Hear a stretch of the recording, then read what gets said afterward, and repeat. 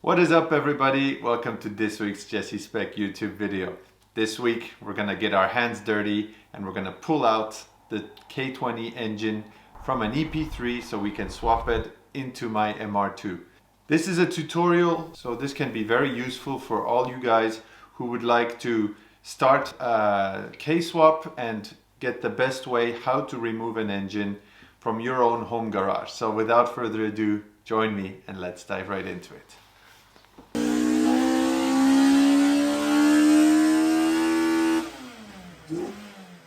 First step, jack up your car. Gangsta. Okay. Let's talk strategic things. So Tim suggested we lift up the front and we're gonna remove the front of the car and then try to pull out the engine like this. I decided, last time I did an engine removal video, we had the lift and everything, and it makes it difficult to understand for somebody who's doing it at home. So today we're gonna do it actually the hard way, on the floor without a lift, so you guys can actually do it at home as well. So let's dive into it. Ah ouais, elle est superbe. Je vais m'en occuper, je la coupe. La belle song. God. Buy real wheels, guys, they said. C'est comme un ballon. Il y a un gros coup de pied dedans avec tes chaussures de sécurité. Chaussures Air Max Security Force.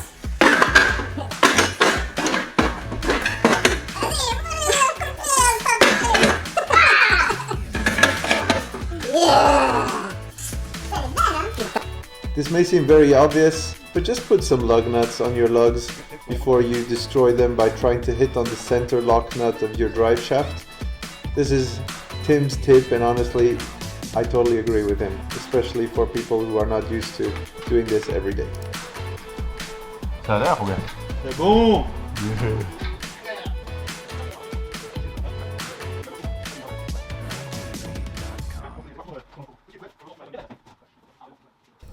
Okay, now that we have the drive shafts out, we're going to start removing all parts that are around the engine, such as the air filter, the intake box, the battery as well, and various cables, so we can actually free space around the engine, so we can actually take all the things that are basically connecting the engine to the chassis and thus allow us to remove the engine without any problems. And yeah, me and Tim, we're a little bit figuring out who's going to do what, and from there on we're going to be continuing. This is a little bit a special case because we don't need to be so careful to not damage anything on the donor car, since as you can see it has a scuff or two. So anyway, we're going to be doing this, and as you can see here, I'm in the back of the engine removing hoses, heater hoses, vacuum lines, the intake as well, and Tim is removing the under tray so we can actually access under the car and that we can remove bolts from the exhaust, such as the exhaust manifold bolts that are related to the rest of the exhaust and other parts in that way. We will also at one point have to remove the engine mounts or the bolts holding basically the engine to the chassis. So let's get started.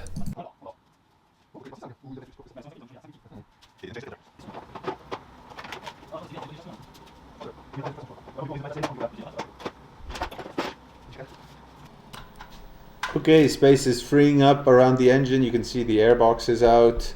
There are a couple of hoses out of the way, the battery tray.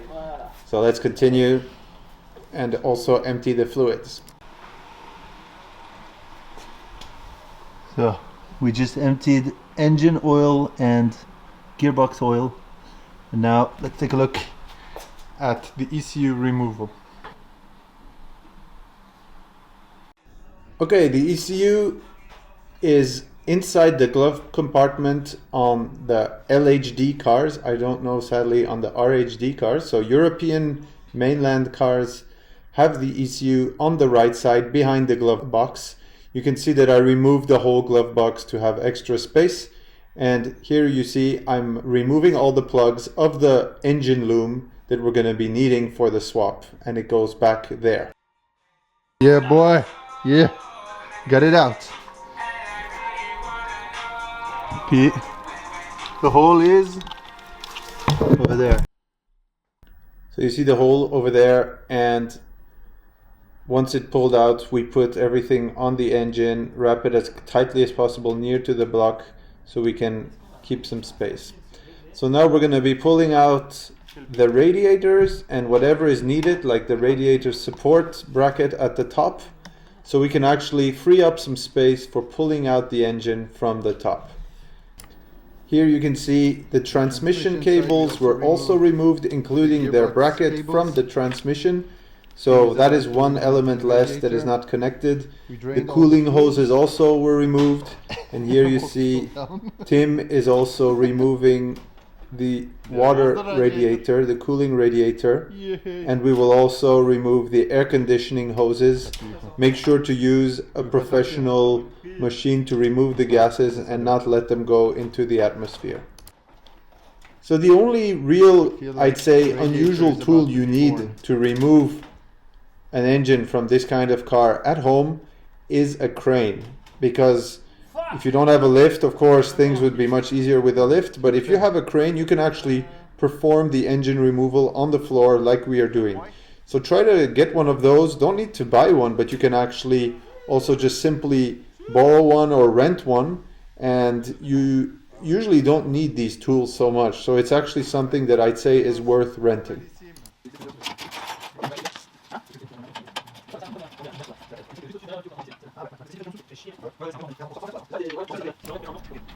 To make our lives easier, we're going to remove the front bumper protection that you see that goes in front of the air conditioning radiator to free up some space when we want to pull out the engine through the front. We are also in the process now of removing the air conditioning radiator, and here we remove the protection bar, the bumper bar, and the radiator is just about to come out right now. And just for the record, we emptied the air conditioning with a professional machine.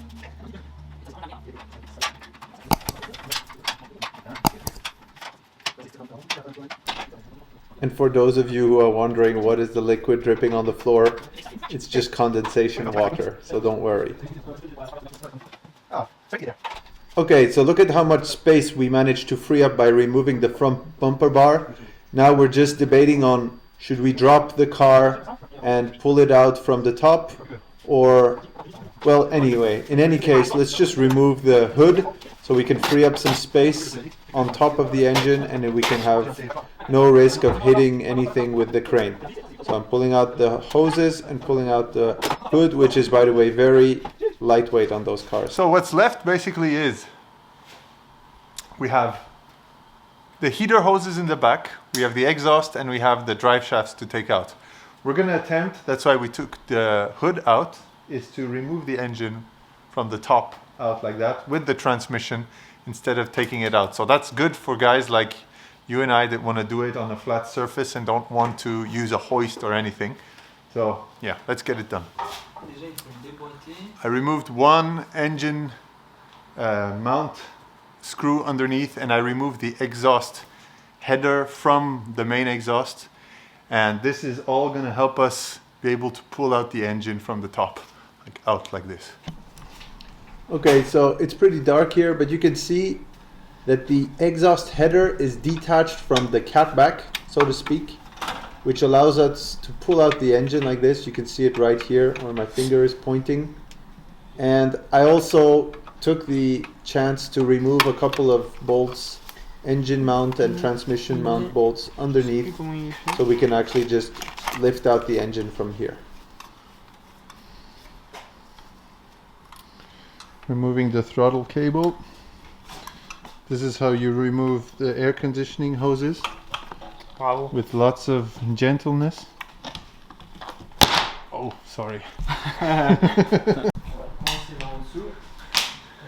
Just remove the throttle cable. Good. Beautiful. Simply beautiful. Oh yeah. Nice. Hello. Tu vois qu'est-ce qu'il veut dire quoi? He just said we should remove these screws instead of this one. Like this, we can pull it out. Good job. On va mettre la chèvre. Ouais, let's get the chef. Tim is going to remove the air conditioning compressor just to save some space so we can get the engine out easier. And anyway, who needs aircon in a fucking race car, right? Hell yeah, motherfuckers. Heck yeah. In the meanwhile, while Tim is wrestling with the air conditioning compressor, I'm getting the crane.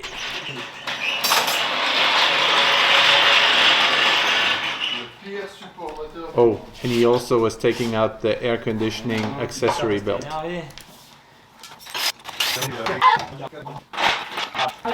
Couple more screws and the air conditioning compressor will be out of the car and we'll be able to pull the engine out. This is for sale. Hit me up, okay?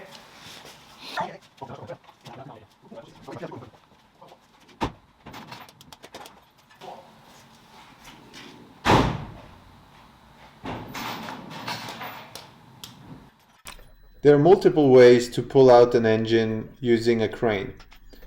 My friend Laurent from Monty Motors, who actually kindly lent us and let us use his crane, lent me also a sort of balancing tool that you can see that is on top of the engine that allows you actually to move the weight left or right, or front or rear, depending how you incline the machine, and it will actually prevent from the whole thing from really going all over the place.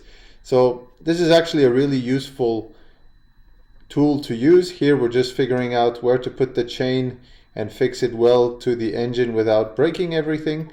And also be very careful when you do this. First of all, that it's well fixed to everything, but also on the other hand, make sure that when the chains are going to be really tight through the weight or the ropes or whatever you're using, make sure those do not bend or destroy things when you're pulling on it. See here, for example, here on the right we can see that if we're pulling too hard it might actually squash something. So make sure to have everything nice and safe. Make sure that everything is not going to go squashing something, and then you can start applying force and see if everything comes out straight or not. And you can use the machine that Laurent lent us to actually balance everything and make sure the weight is distributed in the correct way. So now we installed the crane and we're removing the two last engine mounts at the top, the screws, and we're going to be pulling everything out now. We are at the moment of truth. We're removing the screws. You can see the engine moved up a tiny bit just because there was a little bit of tension on it from the crane, so that's a good sign. You see that Tim is still removing one bolt on his side, so we can actually have all the bolts and nothing is still attaching the engine to the chassis.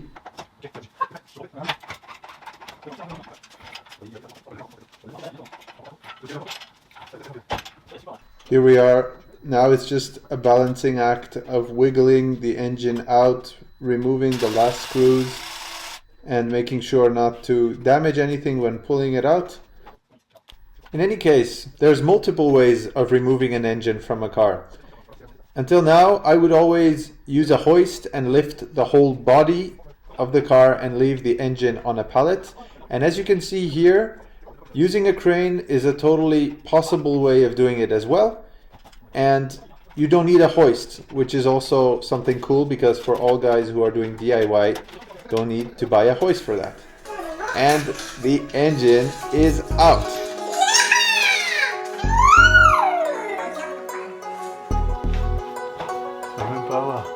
And it's out.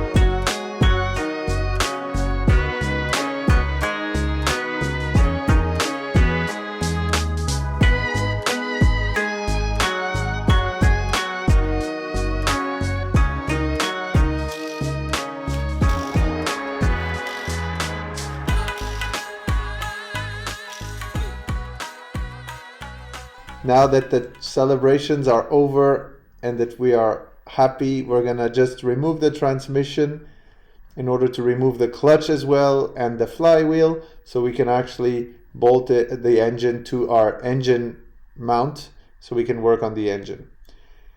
The transmission will also be opened and looked at, and we will also install an LSD very likely. So here, after some violent movements, we managed to put the engine onto our engine mount, and we're going to be able to start working on the engine. Super happy. This was done in less than 3 hours, so of course it helps when you have good friends and good mechanics helping you out. He knows these cars by heart, but honestly I'm pretty sure that in a half a day anybody could be able to remove an engine like that. So here are some of the parts that are left. Basically what we're going to be using is mainly only the transmission, but all the other parts that you see here are of some value, so if you need anything, make sure to hit me up. All right, welcome back to the shop. We just removed successfully the engine and transmission of the EP3, so the K20 and the 6-speed transmission. Also, on a little side note, we probably do not have a LSD in that transmission. Just managed by turning the shafts, we saw that they would not turn both in the same direction. So that is almost sure that either the torsion is destroyed or the car did not come with an LSD, which is what I think is the case. So anyway, that might add a little step because I have had a really good OS Geeken LSD until now, and I don't think I could ever go back from that. So anyway, that's just some more work down the road. But anyway, so I hope this video could help you guys that are planning to do a K-swap like I am doing and show you how to remove an engine in your backyard or in your garage at home. As you saw, we did it the harder way without a hoist, and it actually was extremely easy. So maybe a few concluding notes and tips for you guys who are planning to do that. You need a hoist, you need your tools, of course. Having a jack stand underneath to help a little bit is also useful, and the principle is very simple. You remove all the auxiliary parts around the engine block, you remove the loom from the car, how I showed you, you remove all the cooling hoses, remove all the fluids, and then after you hook it to your crane, and then after you remove the transmission and exhaust bolts, and then you should be able to lift it out, and throttle cable and a few details like that. But anyway, this video really can walk you through the whole process, and I'm convinced that this can be of use to many of you guys. So anyway, I hope you enjoyed this video. If you did, make sure to like, subscribe, share even this video if you have some friends that are doing this exact swap and need a little bit of guidance. And I hope you enjoyed it and look forward to the next one, because we're going to be removing the 2ZZ swap out of the MR2. Thanks for watching, and see you next week. Peace.